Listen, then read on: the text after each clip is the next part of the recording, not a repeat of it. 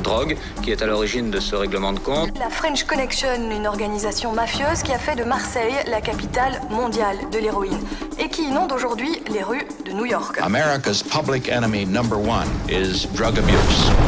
Un gros travail de décoration parce que Marseille a beaucoup changé. Et on ne se rend pas compte parfois que les années 70, c'est pas très loin, mais c'est très loin en même temps. Donc quand on est dans des décors intérieurs, c'est assez simple parce que finalement, c'est très à la mode des années 70, donc on retrouve beaucoup de mobilier, de chaises, de tables, de canapés, etc. En revanche, quand on est dans la rue, c'est beaucoup plus compliqué parce que il faut vider les rues entièrement. Il faut changer toutes les voitures, changer les façades des magasins, enlever les feux rouges et les remplacer par d'autres, masquer énormément de choses qui n'existaient pas à l'époque. Donc c'est un énorme travail de préparation. On repère les rues, on les choisit très précisément. Et ensuite, on a toute une équipe de décoration qui arrive et qui refait la rue, quelque part.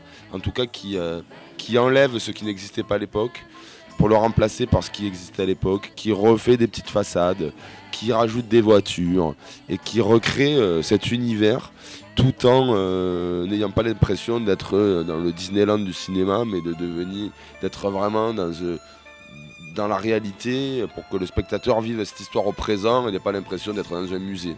Moi je suis de Marseille, je suis né à Marseille, j'ai grandi à Marseille. Mon père avait une boîte de nuit à Marseille. Donc c'est un milieu que je connaissais bien.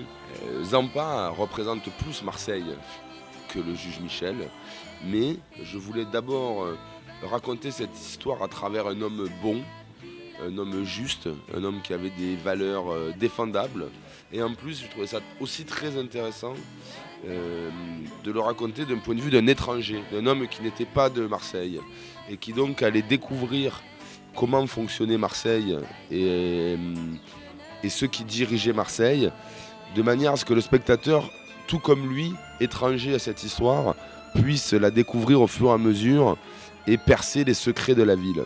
Le personnage du juge est un personnage qui me fascine, parce que il est fascinant parce que c'est un héros, un vrai héros.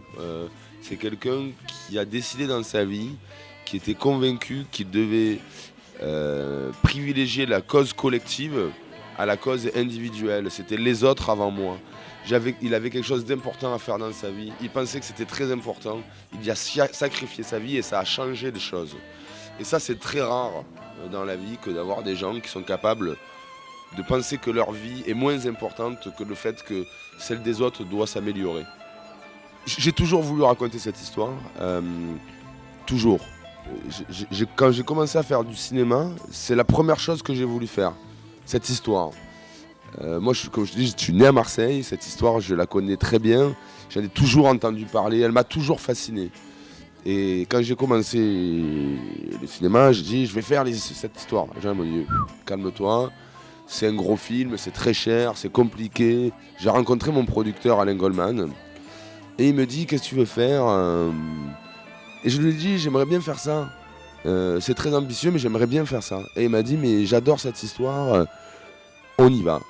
Et donc, c'est une histoire que j'ai depuis très longtemps, qui était presque plus un rêve, finalement, que quelque chose.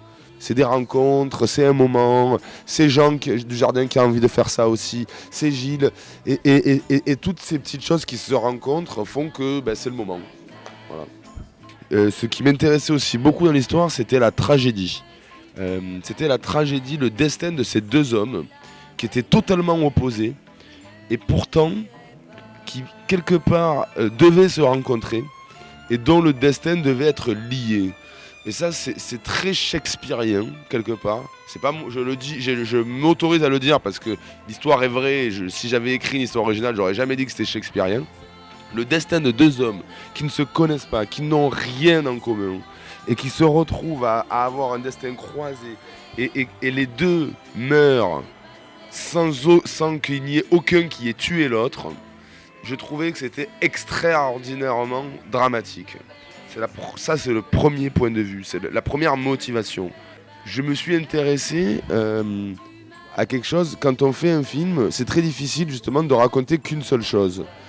Et le film m'a permis de raconter plusieurs choses. Parce que quelque part, il y a un peu de moi.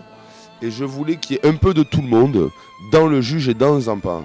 Ces deux personnages sont tellement différents que on peut dire j'aime bien cette partie chez lui et j'aime bien cette partie chez lui. Et ça, pour un réalisateur, c'est très bien parce que c'est très riche. Tu n'as pas besoin de choisir. Il faut tout le temps naviguer entre les deux personnages sans jamais te dire lequel je préfère parce que c'est pas le but. Le juge est évidemment beaucoup plus défendable, l'autre contestable, et de les faire exploser finalement dans ce final très dramatique parce qu'il ne pouvait pas y avoir d'autre fin à leur vie. Donc c'est la tragédie qui m'a intéressé. C'est vraiment la tragédie qui m'a marqué, où je me suis dit je veux faire ce film pour ça, parce que c'est une tragédie incroyable.